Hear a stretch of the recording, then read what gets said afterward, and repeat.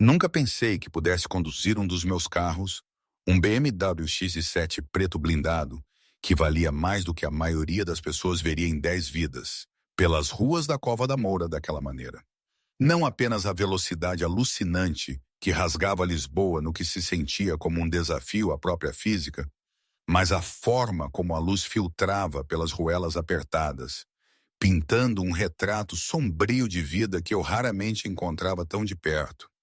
A minha mandíbula estava trancada, os nós dos dedos brancos de tanto apertar o volante. Ao meu lado, o Miguel, o meu braço direito, parecia uma estátua. Ele já tinha ligado para a emergência, os meus homens a caminho, mas o tempo era uma linha tênue e eu sentia-a escorregar por entre os meus dedos.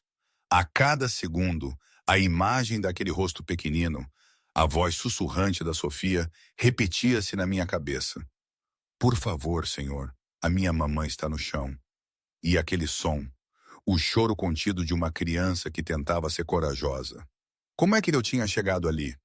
Um homem como eu, João Mendes, que controlava 3 distritos de Lisboa e uma dezena de negócios aparentemente legítimos, que não se dobrava perante ninguém, nem perante ameaças de morte, nem perante traições no topo. Eu, a caminho de um prédio em ruínas na periferia, impulsionado pela voz de uma criança de 5 anos, era surreal.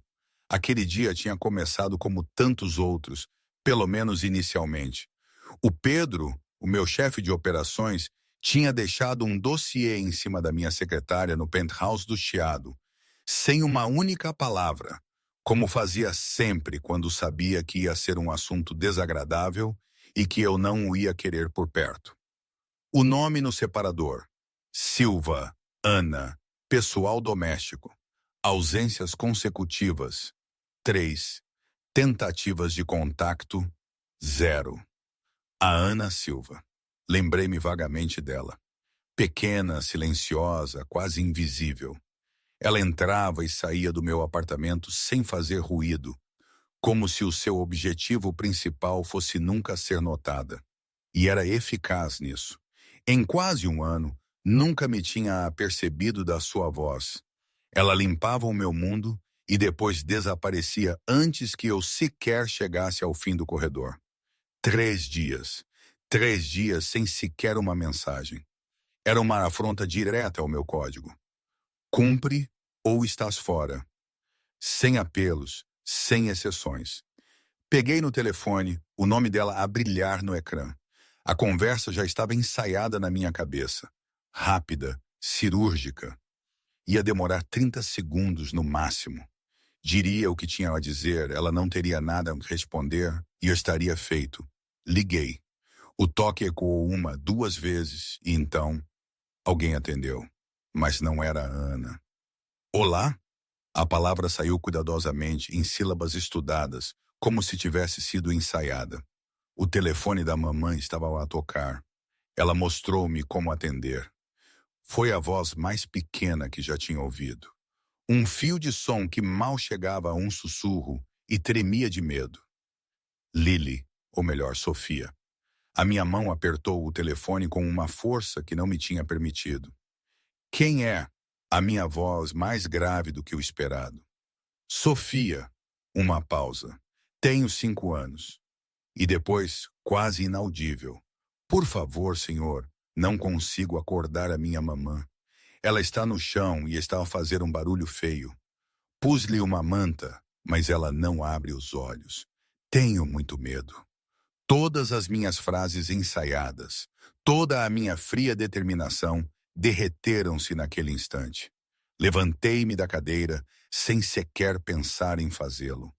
O dossiê da Ana escorregou da secretária e caiu ao chão. Não olhei. Sofia disse, esforçando-me para manter a voz firme: sabes a tua morada? Podes lê-la para mim? Outra pequena pausa, cuidadosa. E depois ela começou a ler, devagar, com a forma como as crianças leem algo memorizado, não compreendido. Uma morada na Cova da Moura, um daqueles bairros que os meus homens só entravam com precauções após o anoitecer. Eu reconheci-o imediatamente. O senhor vai mesmo vir? A voz dela mudou, tornou-se cuidadosa de uma forma mais comovente do que qualquer choro. Guardada, treinada, a voz de uma criança que aprendeu a não esperar muito. A mamã diz que o chefe dela é muito importante e muito ocupado. O senhor não precisa de vir se estiver ocupado. Parei. Estava no centro do meu penthouse, num fato que custava mais do que a Ana Silva ganhava em 2 meses. E ouvi pela primeira vez como o meu nome soava de onde ela estava. Não autoridade, não segurança. Um fardo demasiado importante para incomodar. Um homem a quem não se pedia ajuda porque já se sabia a resposta. Algo rachou dentro do meu peito, devagar, como mármore que racha sem aviso, e depois, de repente, por completo. Estou a caminho, disse, eu prometo. As palavras sentaram-se de forma diferente na minha boca do que qualquer promessa que já tinha feito. Sem cálculo, sem vantagem, sem benefício para mim. Apenas uma criança assustada de 5 anos que precisava que alguém dissesse e sentisse isso. E João Mendes, que tinha passado 4 décadas a ser muitas coisas para muitas pessoas, descobriu naquele momento que aquilo, esta coisa específica, era algo que nunca tinha sido. Eu já estava a meio do caminho para a porta antes que o sentimento tivesse um nome. O Miguel estava no corredor, a rever a agenda da tarde no tablet, quando o elevador chegou ao nível do penthouse. Levantou os olhos e viu-me a caminhar na sua direção com um ritmo que não reconheceu. Em 11 anos, como o meu segundo em comando mais confiável, o Miguel tinha me visto absorver uma intimação federal, navegar 2 tentativas de assassinatos separadas e sentar-me à mesa com homens que me queriam morto, tudo sem que a minha expressão mudasse um único grau. O que vinha na sua direção agora era um rosto completamente diferente. João, a reunião com o Rui. O Rui já está na sala de conferências com... Cancela, interrompi. Para quando? Cancela, Miguel, indefinidamente. Em 11 anos, nunca tinha cancelado uma reunião com o meu segundo em comando. E essas reuniões eram a espinha dorsal de toda a organização. O Rui pode esperar. Li a morada no meu telefone sem abrandar o passo. Liga para uma ambulância para esta localização agora, antes de chegarmos ao elevador. O Miguel moveu-se por instinto, já a marcar enquanto me seguia. As portas do elevador abriram-se e ele vislumbrou o meu reflexo no aço polido. Parou por uma fração de segundo. Aqueles olhos azul claros, que sempre lhe tinham lembrado algo congelado e final, estavam arregalados, alertas, acesos com algo que o Miguel teve de procurar em 11 anos de memória para identificar porque nunca o tinha visto naquela cara antes. Medo. Não por mim, mas por outra pessoa. O Miguel terminou a chamada para os serviços de emergência e transmitiu a morada, confirmando uma criança sozinha com um adulto inconsciente. Desligou. Olhou para mim. Eu estava a olhar em frente para o aço espelhado, a mandíbula travada, uma mão a agarrar o corrimão com os nós dos dedos brancos. "Quem está a namorada?" perguntou Miguel baixinho. Fiquei em silêncio por 3 segundos inteiros. Quando falei, a minha voz estava controlada de uma forma que significava que o controlo me estava a custar. "Uma menina", disse. "Tem 5 anos, está sozinha e a mãe está no chão." O elevador chegou ao nível do parque de estacionamento.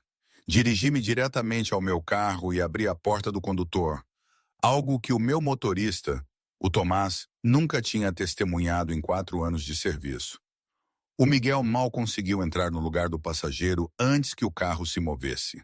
O carro preto saiu da garagem e acelerou pela tarde de Lisboa como algo finalmente e irrevogavelmente liberto. 40 minutos para a Amadora no trânsito da tarde. Eu fiz em 26. A Cova da Moura não recebeu bem o carro preto. Soube no momento em que saí da autoestrada que tinha atravessado uma linha invisível. Não apenas um limite de bairro, mas um país diferente por completo. Onde um veículo como o meu não era um símbolo de chegada, mas uma declaração de morada errada. Os prédios apinhavam-se na rua estreita de ambos os lados, as suas fachadas a descascar em longas tiras cinzentas, como pele que tinha desistido de se agarrar. Escadas de incêndio pendiam tortas e enferrujadas sobre passeios, onde um grupo de homens, de pé à porta de uma mercearia, se virou para me observar passar com a atenção plana e sem pressa de pessoas que tinham aprendido há muito tempo a rastrear tudo do que não pertencia. O Miguel não disse nada.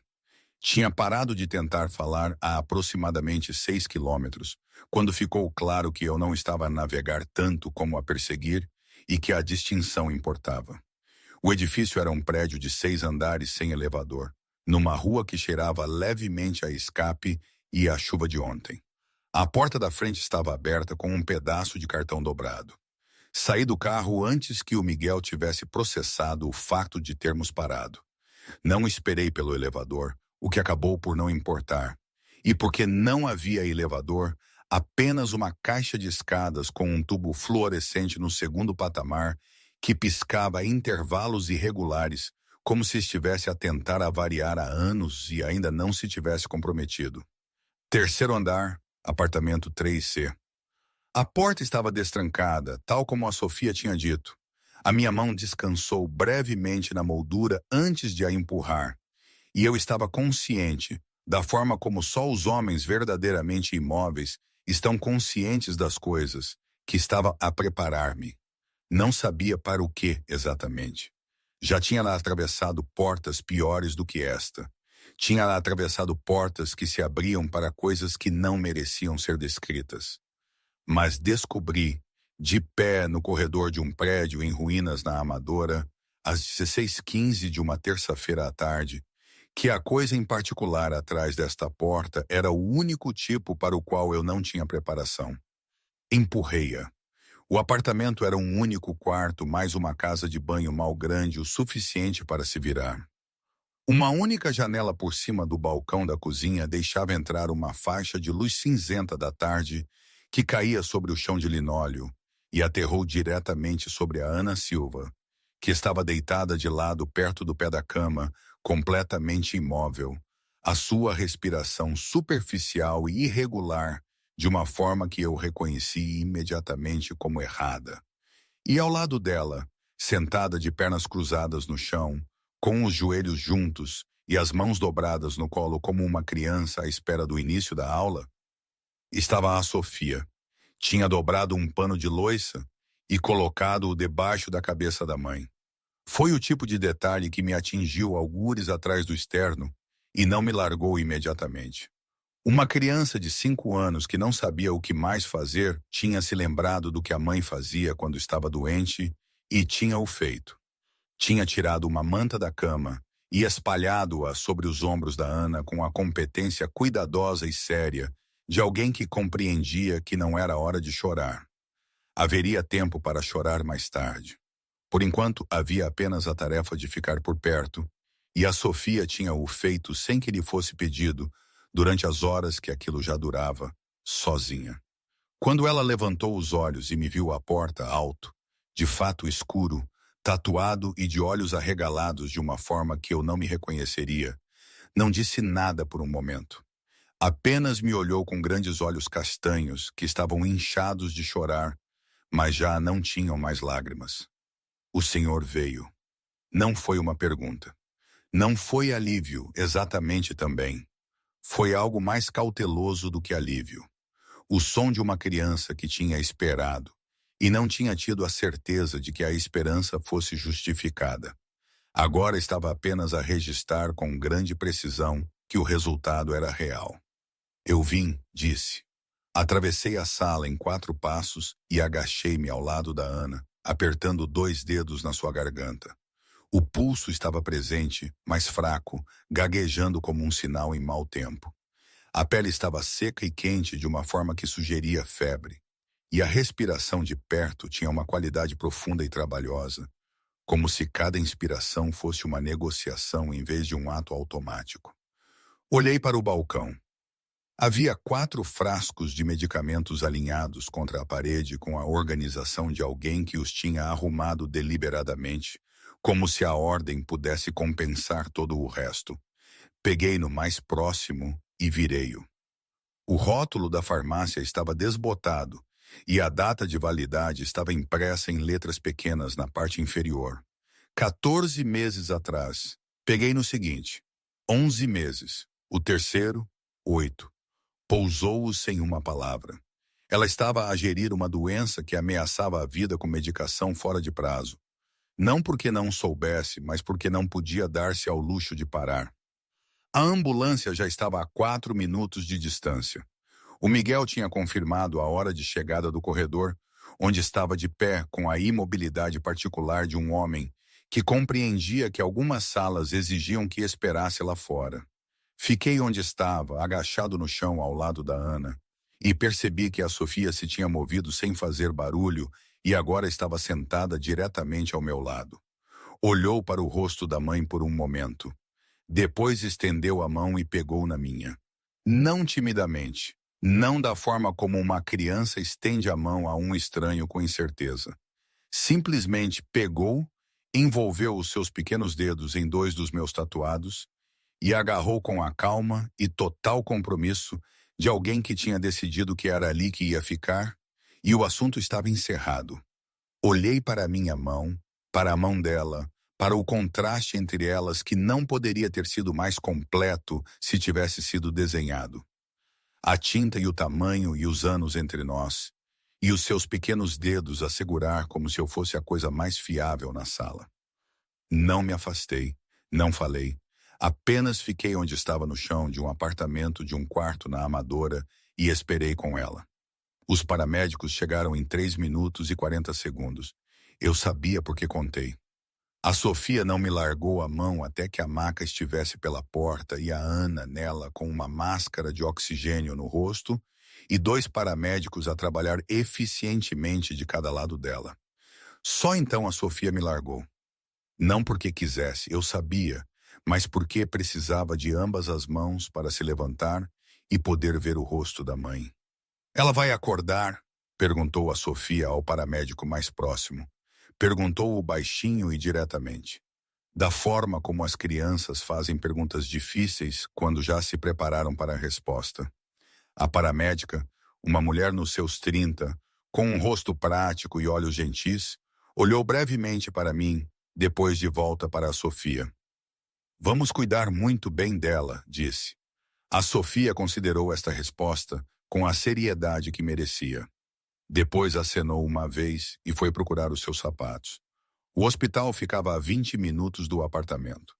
Viajei no banco de trás do carro do Miguel, com a Sofia sentada ao meu lado.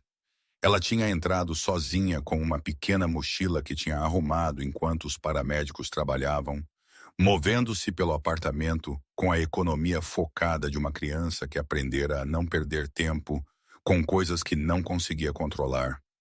Tinha arrumado um coelho de peluche com uma orelha mais comprida que a outra, uma caixa de lápis de cera sem o castanho e um pedaço de papel dobrado que segurou no colo durante toda a viagem sem o abrir.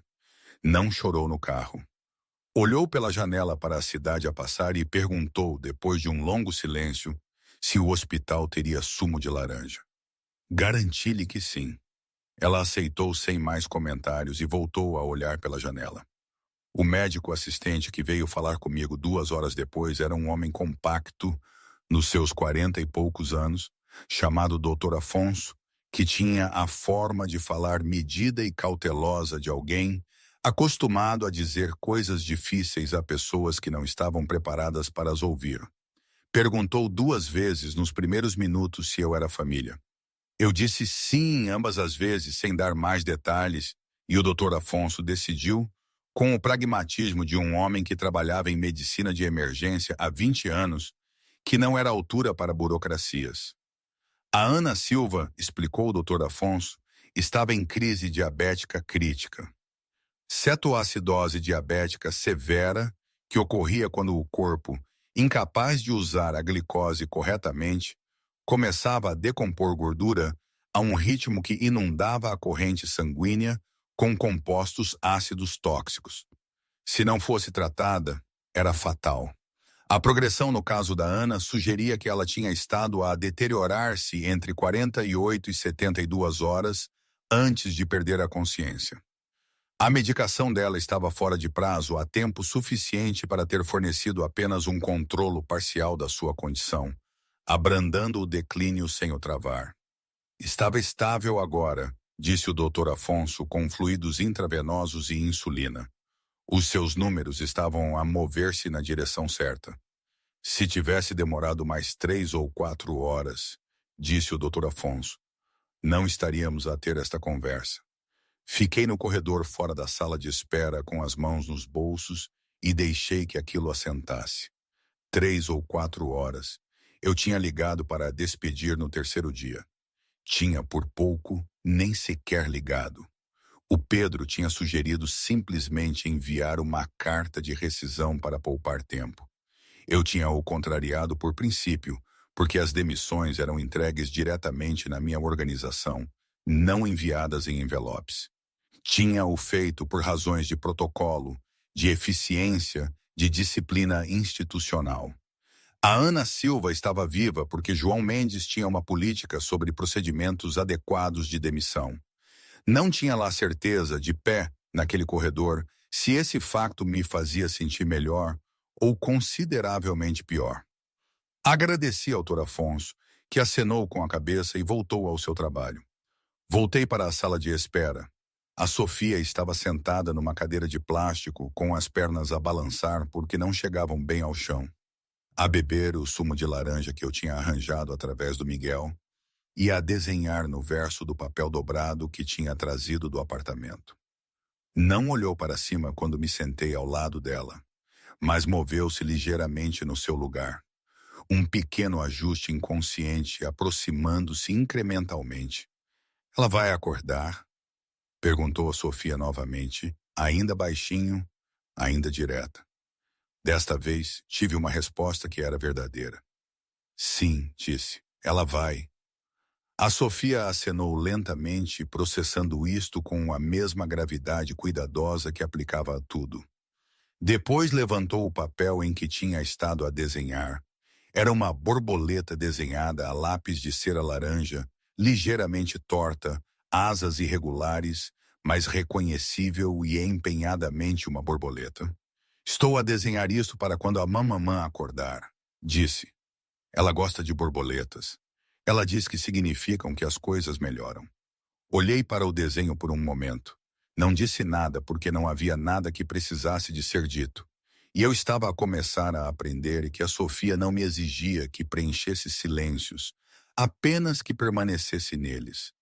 40 minutos depois, uma assistente social chamada Patrícia Martins chegou ao posto de enfermagem e apresentou-se com a energia rápida e pré-organizada de alguém que já tinha feito este processo de acolhimento muitas vezes. Tinha uma prancheta, um cordão ao pescoço e a forma profissional agradável de uma pessoa que gerenciava situações difíceis, nunca permitindo que se tornassem pessoais. Explicou que, dado o estado da Ana e a ausência de quaisquer contactos de emergência listados, teria de providenciar uma colocação temporária para a criança através do sistema de acolhimento de emergência da cidade. Era um procedimento padrão. Podia ser processado naquela noite. Havia uma família em Queijas que recebia regularmente colocação de curta duração. A Sofia ficaria confortável. Ouvi tudo isto sem interromper. Quando a Patrícia terminou, olhei para ela com aqueles olhos azul claros que tinham o dom de fazer as pessoas sentirem que estavam a ser lidas e não apenas observadas. O que ela precisaria de mim? Perguntei. Para ir para casa comigo em vez disso. A Patrícia piscou os olhos. Senhor, sem uma relação prévia estabelecida no sistema? Então vamos estabelecê-la, disse eu, sem levantar a voz, sem me mexer na cadeira, com a calma absoluta de um homem que tinha decidido algo e estava simplesmente à espera que o mundo se arranjasse de acordo. Tenho uma residência totalmente equipada, um edifício seguro e nenhuma intenção de que esta criança vá para um lugar desconhecido esta noite, enquanto a mãe está numa cama de hospital. Diga-me qual a documentação necessária. A Patrícia olhou para mim por um longo momento. Olhou para a Sofia, que observava esta troca da sua cadeira de plástico com a atenção alerta e avaliadora de uma criança que compreendia mais do que os adultos geralmente presumiam. Depois a Patrícia fez uma nota na sua prancheta. Havia formulários, havia chamadas, havia uma supervisora de caso que precisava ser contactada e um gestor de serviço que precisava autorizar e um processo de verificação que o Miguel tratou do corredor com a implacável eficiência que aplicava a todos os problemas logísticos. Demorou 90 minutos. Sentei-me na sala de espera por todo esse tempo, ao lado da Sofia, que terminou a borboleta e começou uma segunda, desta vez a azul. Pouco depois das 8 da noite, com a documentação assinada e a autorização temporária de emergência em vigor, levantei-me e estendi a mão a Sofia. Ela escorregou da cadeira de plástico, guardou cuidadosamente os desenhos de borboletas na sua mochila e pegou na minha mão. Saímos do hospital para a fria noite de Lisboa, o homem mais temido de 3 distritos e uma menina de 5 anos que não tinha medo de mim de todo, e entramos no carro. O Miguel olhou pelo retrovisor enquanto saía do estacionamento. No banco de trás, a Sofia já adormecera encostada ao meu braço, a mochila no colo e a sua pequena mão ainda a segurar levemente 2 dos meus dedos. Eu estava a olhar em frente, a mandíbula tensa, a expressão ilegível como sempre, exceto que o Miguel tinha passado 11 anos a aprender a ler o que ilegível significava naquele rosto. E isto não era aquilo, isto era outra coisa, algo mais silencioso, algo que não estava ali naquela manhã. O Miguel não disse nada. Conduziu. 42 andares acima, um formulário de demissão ainda jazia no chão onde tinha caído. Estaria lá na manhã seguinte. Ninguém o iria levantar durante 3 dias e até lá já não importaria. Ela nunca tinha estado no penthouse de João Mendes. Nunca tinha visto um edifício tão alto, uma sala tão grande, ou um homem tão calmo que era também, de alguma forma e sem aviso, gentil. Mas tudo isso seria amanhã. Naquela noite a Sofia dormiu, e eu, pela primeira vez em muito tempo, não parecia um homem à espera que algo mal acontecesse. A Sofia acordou antes de mim. Descobri-o às 6h14 da manhã, quando saí do meu quarto e a encontrei de pé no meio da sala de estar, de meias, a girar lentamente num círculo completo, com a cabeça inclinada para trás, a observar o penthouse como um arquiteto avaliaria um edifício, com interesse, mas sem admiração. As janelas do chão ao teto estavam cheias da luz matinal de Lisboa. A cidade estendia-se 42 andares abaixo. Uma grade de vidro e aço que tinha feito homens adultos ficarem em silêncio ao vê-la pela primeira vez. A Sofia olhou para ela por aproximadamente 4 segundos, depois virou-se para mim. Tens bolachas? Eu não tinha bolachas. Tinha um frigorífico sub-zero abastecido por um chefe privado que vinha 3 manhãs por semana, uma adega que continha 46 garrafas de vinho e uma despensa com 8 variedades de azeite importado. Não tinha bolachas. Enviei uma mensagem ao Miguel às 6h15 da manhã que dizia apenas bolachas de todos os tipos. O Miguel, para seu crédito, não fez perguntas. Enquanto esperávamos, fiz torradas, o que não fazia há uns 4 anos. Queimei as 2 primeiras fatias e não disse nada sobre isso. A Sofia observou-me do balcão da cozinha onde estava sentada. Eu tinha a levantado sem pensar, como se faz, e ela instalara-se ali com o conforto de quem considera os balcões da cozinha um lugar perfeitamente razoável para estar. E quando a torrada saiu carbonizada nas bordas, ela examinou-a com a honestidade clínica de uma criança de 5 anos. Está um pouco castanha, disse. Eu sei. A mamã queima às vezes também. Uma pausa. Ela diz que ainda é boa com manteiga. Ela tem razão, disse eu e barrei-a. Comemos a torrada queimada juntos, de pé ao balcão da cozinha no silêncio da manhã cedo, e descobri que era a refeição mais descomplicada que tinha comido em mais tempo do que podia honestamente recordar. Ao final do primeiro dia, ela batizou a grande figueira lira, que estava no canto da sala de estar de Gilberto.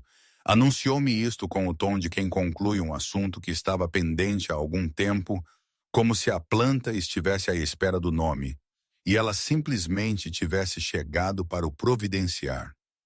Olhei para a planta que tinha custado 400 euros e tinha sido selecionada por um designer de interiores que nunca conheci, e não disse nada porque não havia nada a dizer. Gilberto. Foi no segundo ou terceiro dia, a memória prega-me sempre destas partidas, que ela reorganizou as minhas estantes. Cheguei à casa às 7 da noite e encontrei-a de pé na prateleira de baixo, usando-a como degrau, com a pragmática resolução de problemas de uma criança que não seria derrotada pela altura, a tirar livros e a alinhá-los no chão por ordem da sua cor. As prateleiras que restavam continham os livros que ela já tinha reposicionado. Vermelhos e laranjas quentes à esquerda, passando pelos amarelos e verdes para a direita com uma pequena secção de azuis no extremo que ela estava claramente muito satisfeita. Fiquei à porta por um longo momento. Isso estava organizado por assunto, disse.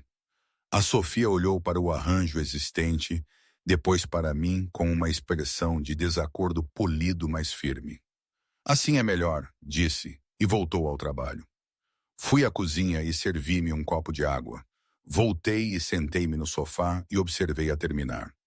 Ela trabalhava com a concentração absorvida e total que as crianças trazem às tarefas que decidiram ser importantes, ocasionalmente dando um passo atrás para avaliar o efeito geral com as mãos na anca. Quando terminou, ficou de pé diante das prateleiras por um longo momento satisfeito, depois acenou uma vez com a autoridade de uma pessoa a encerrar uma reunião. Melhor, disse novamente, para ninguém em particular. Eu não discordei. Na terceira manhã, durante os ovos mexidos que eu tinha feito com um pouco mais de sucesso do que a torrada, a Sofia olhou para mim por cima da ilha da cozinha e disse com a facilidade conversacional de alguém que abordava um tema que estava na sua mente há algum tempo. Por que é que parece sempre que estás à espera que algo mal aconteça? Pousei o garfo.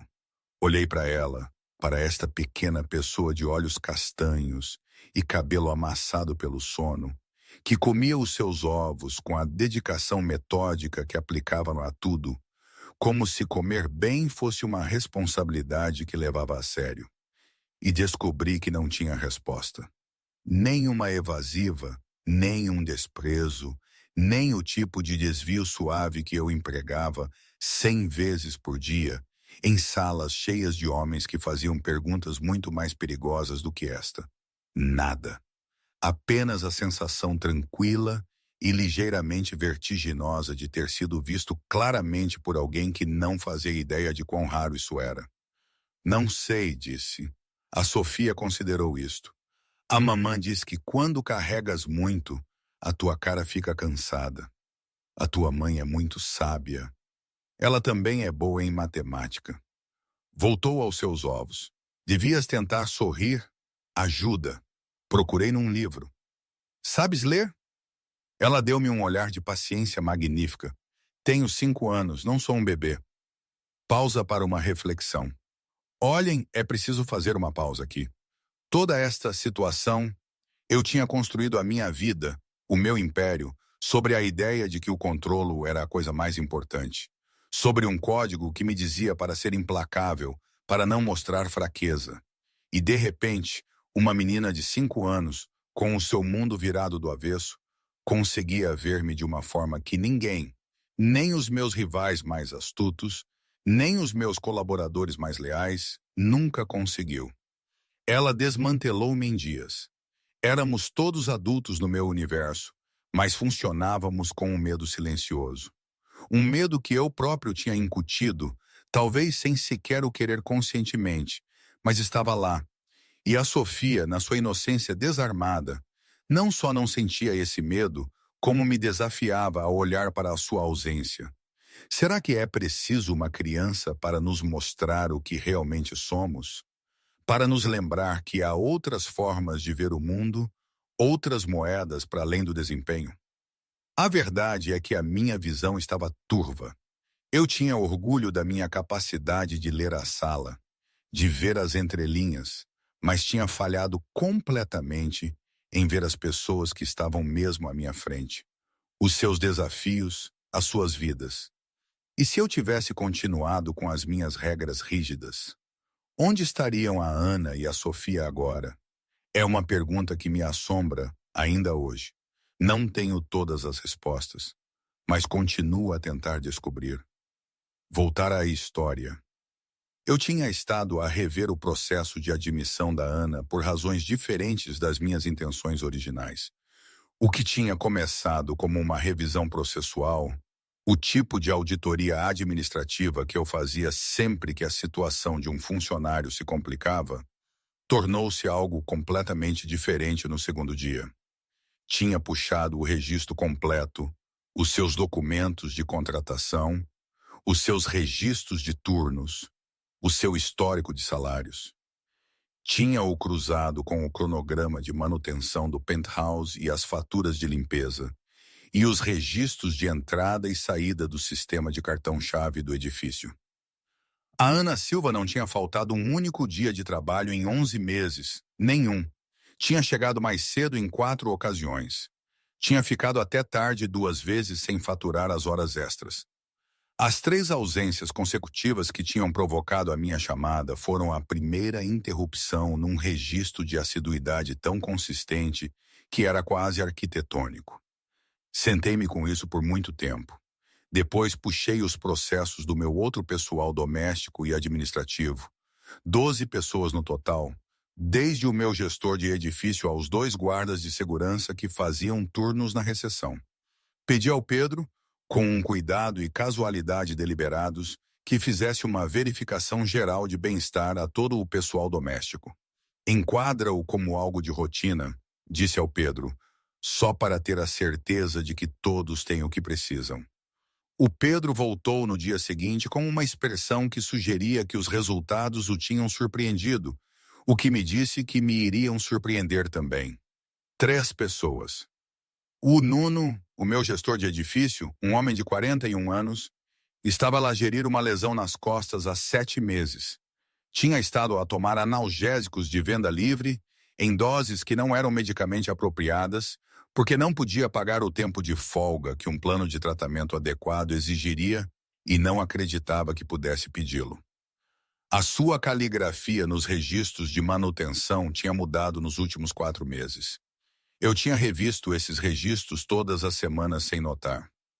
Um dos guardas da recepção, o Bruno, de 28 anos, tinha uma emergência financeira familiar, uma mãe no hospital noutro estado, contas a acumular, e tinha estado a fazer turnos duplos para cobrir isso sem contar a ninguém, a trabalhar com 4 horas de sono durante a maior parte de 6 semanas. As suas avaliações de desempenho eram impecáveis.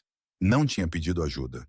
E a Isaura, a minha governanta, uma mulher que trabalhava no edifício há 3 anos, estava a lidar com uma crise familiar em casa envolvendo o seu filho adolescente, cujos detalhes ela tinha guardado inteiramente para si, e que claramente a tinha estado a afetar de formas que agora, olhando para o seu trabalho recente, eu podia reconhecer como sinais visíveis de angústia que eu simplesmente nunca tinha olhado de perto o suficiente para ver. Nenhum deles tinha dito uma palavra. Nenhum deles tinha pedido um dia de folga, um ajuste de horário, uma conversa, um empréstimo, uma acomodação de qualquer tipo.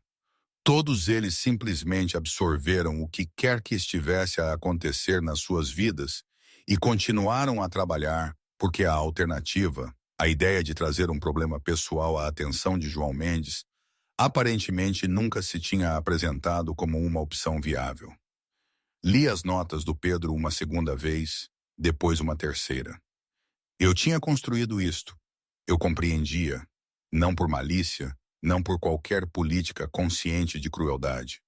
Eu tinha-o construído através de 42 anos, a demonstrar consistentemente e sem exceção que o desempenho era a única moeda que eu reconhecia, e que qualquer coisa que interferisse com o desempenho era, por definição, um problema a ser resolvido ou removido. Nunca disse, não me digam quando estão a lutar. Nunca precisei. Comuniquei-o de todas as outras formas disponíveis. Em cada demissão, cada decisão fria, cada sala em que entrei sem olhar para as pessoas nela. A mensagem tinha chegado clara e completamente sem que eu a tivesse enviado. O medo, afinal, era um comunicador excepcionalmente eficiente. A coisa mais perigosa sobre uma cultura construída sobre isso, eu estava a começar a compreender, não era que as pessoas parassem de trabalhar. Não paravam. Trabalhavam mais tempo, trabalhavam apesar de lesões e luto e colapso financeiro e emergências pessoais, porque o medo do que aconteceria se não o fizessem era uma força mais imediata do que qualquer uma das coisas que lhes estavam realmente a acontecer. A máquina continuava a funcionar. A produção mantinha-se consistente e, por baixo disso, silenciosa e invisivelmente, toda a estrutura estava a começar a apodrecer. Pensei nos frascos de medicação no balcão da Ana. As datas de validade, 11 meses a vir trabalhar em silêncio.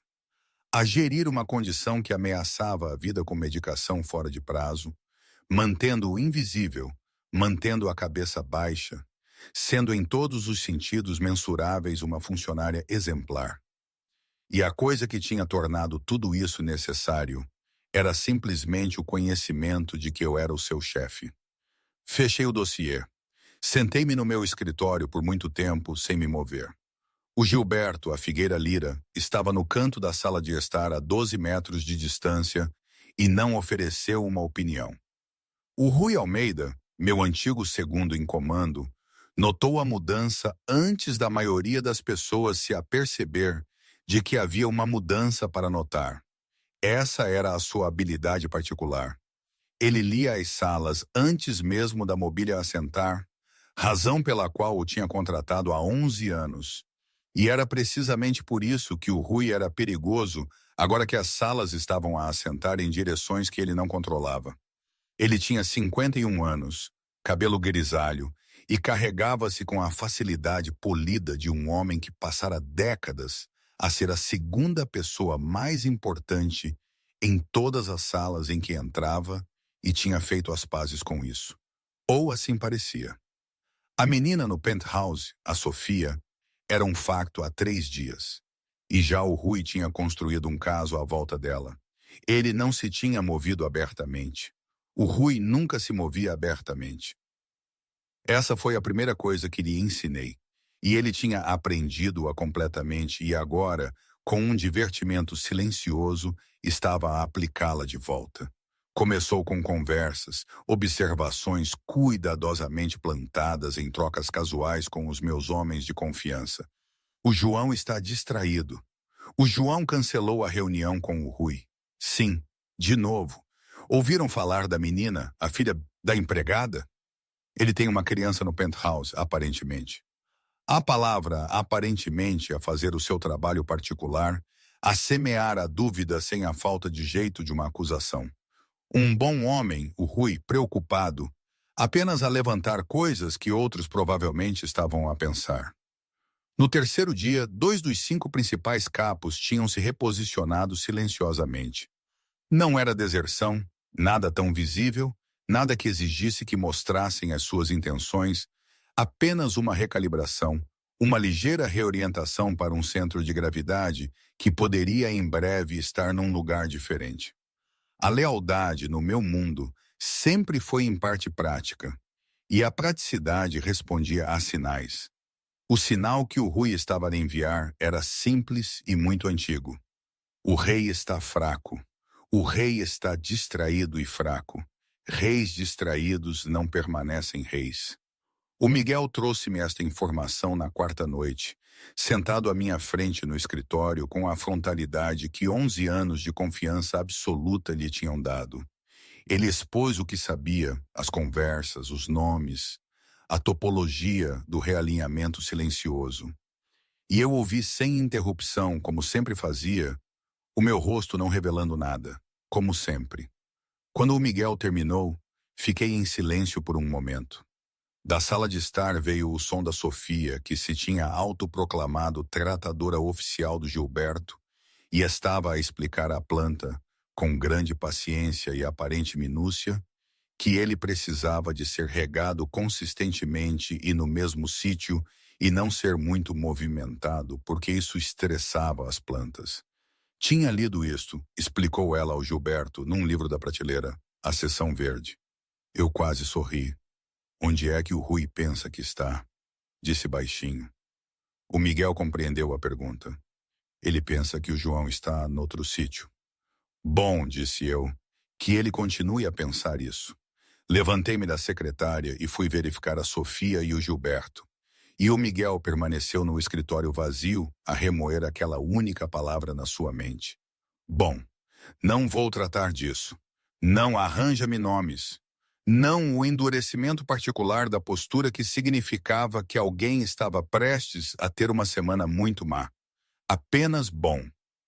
A palavra de um homem que já tinha decidido como aquilo acabaria, que na verdade tinha estado a observar o tempo todo, e que simplesmente precisava que todos à sua volta acreditassem por mais um pouco que ele não o tinha feito. O Rui Almeida estava a fazer a sua jogada.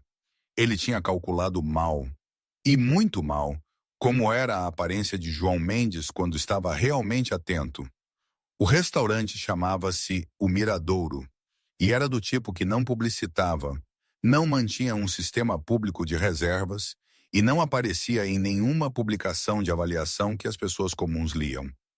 A sua sala de jantar tinha 6 mesas. Em qualquer noite, as pessoas sentadas nelas controlavam coletivamente mais da verdadeira máquina da cidade do que todo o governo municipal. Eu tinha comido lá talvez 40 vezes. Escolhi-o naquela noite porque o Rui interpretaria a escolha como uma concessão. Um terreno neutro, um gesto de respeito colegial. E porque o Rui, como a maioria das pessoas que acreditavam estar a ganhar, tinha parado de questionar os presentes que lhe eram dados. Os 5 capos chegaram entre as 8 e as 8h15. O Rui chegou às 8h20, que eram 4 minutos mais tarde do que a hora que eu tinha especificado, e que era ou uma pequena afirmação de status ou simples descuido. Eu há muito que concluí que não havia tal coisa como descuido no Rui Almeida. Notei os 4 minutos e não disse nada. Fizeram os pedidos. Comeram o primeiro prato. Falei de coisas comuns, um assunto de logística num dos armazéns, uma questão de zonamento com um dos negócios legítimos na zona ocidental, e estava aparentemente inteiramente presente e totalmente imperturbável, o que era a versão mais inquietante de João que as pessoas que me conheciam bem tinham aprendido a temer. Os 2 capos que tinham virado o seu peso para o Rui na semana passada estavam a observar-me com a atenção periférica cuidadosa de homens, a tentar medir algo sem parecer que o estavam a fazer. O Rui esperou até que o segundo prato tivesse sido servido e o pessoal se tivesse retirado. Depois pousou o garfo, tocou a boca com o guardanapo e começou. Ele era muito bom nisso. Eu sempre soube, aliás, dependi disso durante anos, e a vê-lo ser usado contra mim agora, sentia algo que não era bem admiração nem bem desprezo, mas ocupava o estreito espaço entre eles. O Rui não atacou. Ele expressou preocupação. Levantou questões. O tipo de questões que soavam razoáveis quando faladas em voz alta numa sala cheia de homens que já estavam meio convencidos. O tipo que chegava vestido de lealdade enquanto fazia o trabalho de algo completamente diferente. Ele falou das reuniões canceladas, das prioridades alteradas, da imagem de um homem na minha posição a acolher a filha de uma empregada no seu penthouse, enquanto as decisões trimestrais da organização ficavam por tomar. Falou da importância da percepção. Falou da mensagem que a liderança enviava através das suas escolhas e das mensagens que, disse cuidadosamente, certas escolhas recentes tinham estado a enviar. Ele não disse mole. Não precisava. A palavra estava presente em cada frase como uma frequência logo abaixo do audível. Concluiu dizendo que levantava estas coisas não como um desafio, mas como um colega e um amigo, porque a força da organização dependia da sua liderança estar acima de qualquer questão, e porque alguns dos homens àquela mesa, ele não olhou para os dois capos, mas todos sabiam, tinham perguntas que mereciam ser abordadas honestamente e nesta sala, em vez de noutro lugar menos construtivo. Ele pegou no garfo. A mesa estava em silêncio. Deixei o silêncio pairar por um momento. Estava a olhar para a vela no centro da mesa, e a minha expressão era a que o Miguel teria reconhecido imediatamente, e que os dois capos reposicionados só agora estavam a começar a compreender que não era passividade. Era a expressão de um homem que tinha chegado sabendo exatamente onde tudo na sala estava, incluindo as saídas. Levantei os olhos. Terminaste, disse. O Rui encontrou o meu olhar. Terminei, sim. Eu estendi a mão ao bolso interior do meu casaco e tirei um documento dobrado. 4 páginas densas com números impressos de forma limpa, sem qualquer cabeçalho ou marca de identificação. Desdobrei-o e coloquei o plano sobre a mesa ao lado do meu prato sem olhar para ele porque não precisava de o fazer. Tinha-o lido muitas vezes. Nas últimas 2 semanas, disse eu com o mesmo tom que usaria para discutir o assunto do zonamento de mais cedo, identifiquei uma discrepância consistente em 3 das nossas operações.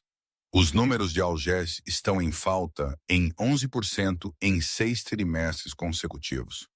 O acordo do Porto Revisto, aquele que foi renegociado há 14 meses por um único representante sem uma sala cheia presente, está a gerar receitas que não aparecem em nenhuma conta que tenho autorização para rever. E há uma relação com a organização Ferris, da Zona Leste, da qual não fui informado e não autorizei, que tem estado a produzir um fluxo de rendimento secundário há aproximadamente 8 meses. Parei. Olhei para o Rui com a mesma atenção sem pressa que tinha dedicado à vela. O elemento comum nos 3, disse, és tu. A sala não se moveu.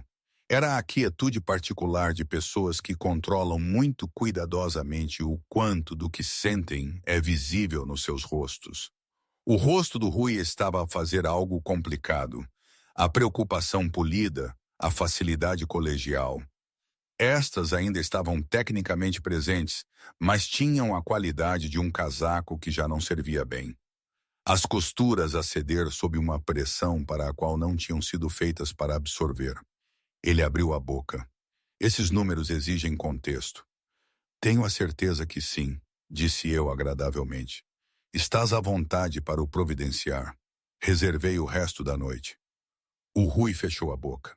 O silêncio que se seguiu foi o mais completo que eu tinha produzido numa sala na memória recente.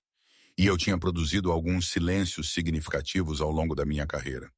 Os 2 capos que tinham estado a realinhar silenciosamente as suas lealdades estavam agora sentados com a postura muito calma de homens que estavam a reavaliar uma série de decisões recentes com considerável urgência. Os outros 3 estavam a observar-me com a atenção alerta e focada de pessoas a observar alguém que tinham subestimado a revelar as dimensões reais do que eram. Voltei a dobrar o documento. Coloquei-o sobre a mesa entre mim e o Rui, não como uma oferta e não como uma ameaça, mas como a declaração mais simples possível do que existia e não podia agora deixar de existir. Aqui está o que estou preparado para fazer, disse eu. Deste 11 anos a esta organização. Algum desse trabalho foi genuinamente bom e não vou fingir o contrário. O que fizeste nos últimos meses é uma categoria diferente de coisas e ambos o compreendemos. Não vou explicar a ninguém nesta sala qual é a consequência padrão para essa categoria de coisas. Eles já sabem. Ninguém na mesa se moveu. O que estou a oferecer em vez disso é isto. Uma reforma formal anunciada na linguagem que preservar a tua dignidade. Uma compensação financeira total nos termos do teu acordo original e a tua continuada boa saúde, o que considero um adendo generoso dadas as circunstâncias. Em troca, estarás fora dessa cidade em 48 horas e não voltas. Peguei no meu copo de vinho. Essa oferta está disponível por aproximadamente os próximos 60 segundos, depois dos quais me torno consideravelmente menos interessado no teu conforto. O Rui Almeida olhou para o documento na mesa. Olhou para a sala, para os capos que estavam todos, sem exceção, a olhar para mim agora com a qualidade particular de atenção que significava que já tinham decidido onde se posicionavam. Olhou para mim, que bebia o meu vinho com perfeita calma e esperava. Qualquer cálculo que o Rui fizesse naqueles segundos, e ele chegou à sua conclusão rapidamente, era um homem que tinha passado a carreira a ler a geometria do poder em salas, e a geometria desta sala não era ambígua. Precisarei de uma semana para organizar-me. 48 horas, disse eu. Uma longa pausa. Então o Rui acenou uma vez com a dignidade cuidadosa de um homem que escolheu os termos de uma derrota e está determinado a usá-los como algo que se assemelha a uma escolha. Pousou o guardanapo na mesa. Levantou-se. Saiu sem terminar o jantar e a porta do miradouro fechou-se atrás dele com um som que era, no contexto, notavelmente final. Pousei o meu copo de vinho. Olhei para os restantes homens à mesa, para os 2 que tinham vacilado e para os 3 que não. E quando falei, a minha voz não tinha nada da frieza para a qual eles se tinham preparado, o que, à sua maneira, era mais imponente do que a frieza teria sido. Não me tornei mole, disse. Tornei-me mais esperto. Há uma diferença. E quem não consegue notar a diferença não é alguém de quem eu precise à minha mesa. Peguei no meu garfo e voltei ao meu jantar. E um por um, eles também o fizeram. A Ana Silva teve alta numa terça-feira de manhã na sexta semana, num dia que era frio e brilhante daquela forma particular do início do inverno em Lisboa. O céu, um azul quase agressivo sobre edifícios que pareciam ter sido cortados de algo mais duro. Ela saiu da entrada principal do hospital com um casaco que não era o seu. Eu tinha mandado o Miguel levá-lo, 2 semanas depois da sua estadia, e porque o casaco com que tinha chegado não era adequado para a temperatura e ninguém se tinha lembrado de o mencionar até a Sofia o fazer. E ela ficou na rua por um momento com o rosto virado para o céu, como alguém a reaprender a sensação do espaço aberto. O plano de cuidados foi com ela. Um endocrinologista adequado, uma conta de farmácia que se reabastecia automaticamente sem saldo para gerir, check-ins programados com uma educadora de diabetes nos próximos 6 meses. O Dr. Afonso supervisionara a transição pessoalmente com uma minúcia que sugeria que lhe tinham sido dadas instruções muito claras sobre essa minúcia e apertou a mão da Ana na alta com o calor de um homem que compreendia que um bom resultado ali exigia mais do que medicina. Ela tinha sido informada em incrementos cuidadosos ao longo das 6 semanas do que tinha acontecido, do que eu tinha encontrado, do que eu tinha feito. Ela processou-o com a qualidade tranquila e avassaladora de alguém que estava a montar um quadro que não esperava ser tão grande como era. Chorou 2 vezes em conversas com uma assistente social do hospital e disse-me muito pouco diretamente nas minhas visitas. Ela estava formal comigo, ainda da forma específica de alguém que passara 11 meses a tornar-se invisível para uma pessoa que agora era inexplicavelmente responsável pelo fato de ela estar a respirar. A formalidade não era falta de gratidão. Era a navegação cuidadosa de uma distância que já não existia na mesma forma que outrora, e nenhum de nós sabia ainda que forma estava a tomar. O acordo legal foi elaborado por uma empresa que contratei para assuntos que exigiam precisão e discrição. Não era tutela.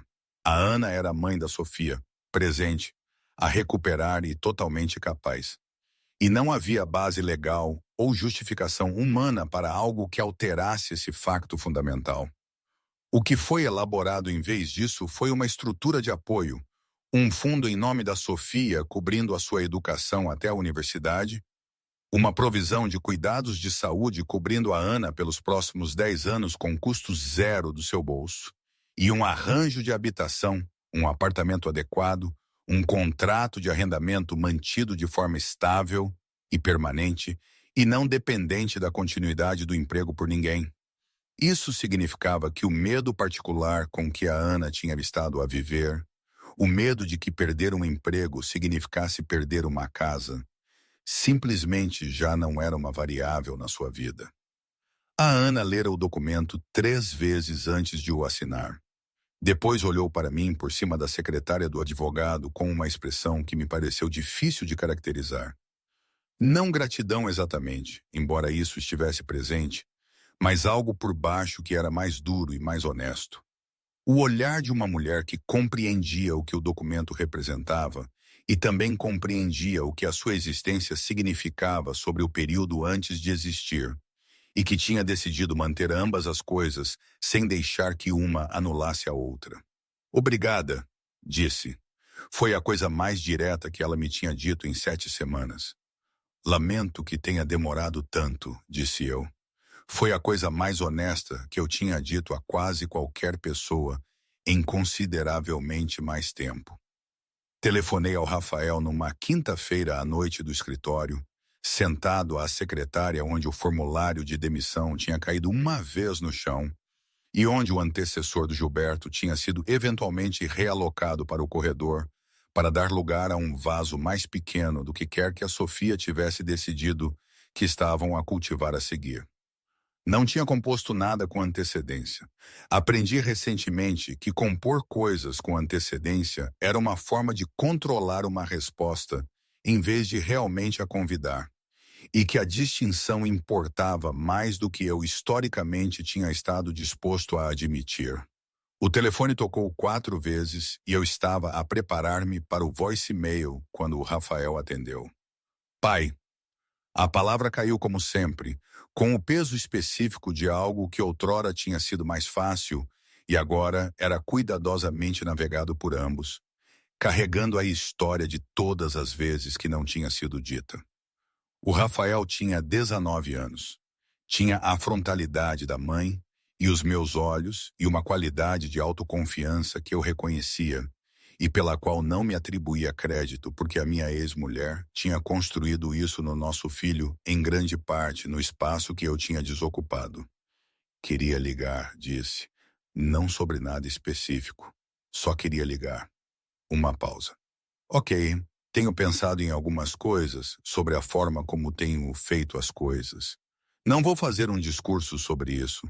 Não precisas disso, e eu também não. Mas queria que soubesses que estou ciente do que perdi e não estou a tentar renegociar a história. Estou apenas... Parei, encontrei a palavra, a tentar ser diferente, se é que isso significa alguma coisa. Outra pausa, mais longa. O silêncio particular de alguém a decidir o quanto aceitar o que lhe está a ser oferecido. Ah, aquela miúda, disse o Rafael finalmente. A Sofia, certo? A mãe contou-me. Disse que tens uma de 5 anos a reorganizar o teu apartamento. As minhas estantes agora estão organizadas por cor. O Rafael fez um som que quase foi uma gargalhada. Quase. Isso é uma loucura. Ela também deu à minha planta o nome de Gilberto. Desta vez foi uma gargalhada, pequena, real e surpreendida por ele, em vez de dada, o que era o melhor tipo. Vou subir, disse o Rafael. Não tenhas pressa, disse eu. Quando estiveres pronto, Rafael, eu estarei aqui. Desliguei e fiquei por um momento com o telefone na mão, com um silêncio que era diferente de outros silêncios, de alguma forma mais cheio, menos como ausência e mais como espaço. No domingo de manhã, a Sofia ensinou-me a desenhar uma borboleta. Ela tinha reunido os materiais com a seriedade organizacional que eu comecei a reconhecer como o seu registro natural. Lápis de cera dispostos por cor, papel alinhado na ilha da cozinha, uma folha extra reservada para erros, que ela me disse que eram normais e não um problema. Ela demonstrou primeiro produzindo uma borboleta de elegância confiante, asas equilibradas e antenas precisas. Tudo isto feito em cerca de 45 segundos, com a facilidade e mestria de alguém que desenhava borboletas há tanto tempo quanto se conseguia lembrar, que era a maior parte da sua vida. Depois entregou-me o lápis de cera laranja. João Mendes, que controlava 3 distritos, que tinha enganado investigadores federais e desmantelado um golpe interno sem levantar a voz, olhou para a página em branco e desenhou a borboleta mais assimétrica da história da forma. Uma asa era aproximadamente o dobro do tamanho da outra. As antenas iam em direções que as antenas não iam naturalmente, e o corpo era demasiado longo e vagamente sugeria um inseto completamente diferente. A Sofia estudou-o com a atenção focada e imparcial de uma avaliadora profissional. As asas precisam de ser iguais, disse. Eu vejo isso, e as antenas saem de cima, certo? Mas a cor é boa, apontou para o laranja. Laranja é a favorita dela. Levantei os olhos. A Ana estava de pé na porta da cozinha com o casaco bom, café nas 2 mãos a observá-los. Tinha chegado 20 minutos antes, que era o novo arranjo nas manhãs de domingo. Fácil, sem horários, sem a formalidade que tinha caracterizado as primeiras semanas. Ela ainda não estava totalmente bem. Isso levaria tempo, e ela sabia. E o médico tinha o dito claramente, e ela tinha o ouvido claramente e estava a viver de acordo. O que era em si uma coisa nova.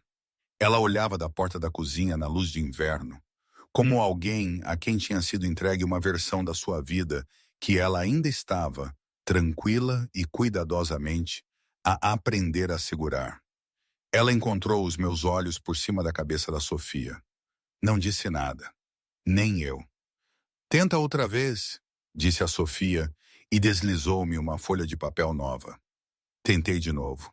Foi marginalmente melhor. Ela ficou encantada de qualquer maneira, da forma totalmente descomplicada como as crianças ficam encantadas pelo esforço. Não porque o resultado seja bom, mas porque a tentativa é real. E ela conhecia a diferença. E isso importava-lhe. Lá fora, Lisboa continuava com os seus afazeres de domingo, 42 andares abaixo, indiferente e enorme e completamente alheia a qualquer mudança. Mas as coisas tinham mudado da forma como as verdadeiras mudanças acontecem. Não num único momento dramático, mas na acumulação de pequenos momentos, cada um irrelevante por si só, construindo algo que não podia ser desfeito e que, examinado de qualquer ângulo honesto, não era outra coisa senão bom. E hoje, sinceramente não sei. Às vezes penso que foi a melhor coisa que me podia ter acontecido. Outras vezes, quando o cansaço aperta, ou os velhos hábitos tentam voltar, penso se tudo isto foi a decisão certa. É complicado, sabe? Não há respostas perfeitas, nem finais felizes de conto de fadas. Apenas a vida a seguir em frente, com as suas marcas e as suas novas cores. Mas uma coisa eu sei. O João Mendes, que desenhava borboletas desastradas na sua ilha de cozinha, a aceitar uma correção de uma criança, é um João que está, de alguma forma, no sítio certo. Ou, pelo menos, no sítio onde ele precisava de estar. E talvez isso seja o suficiente, não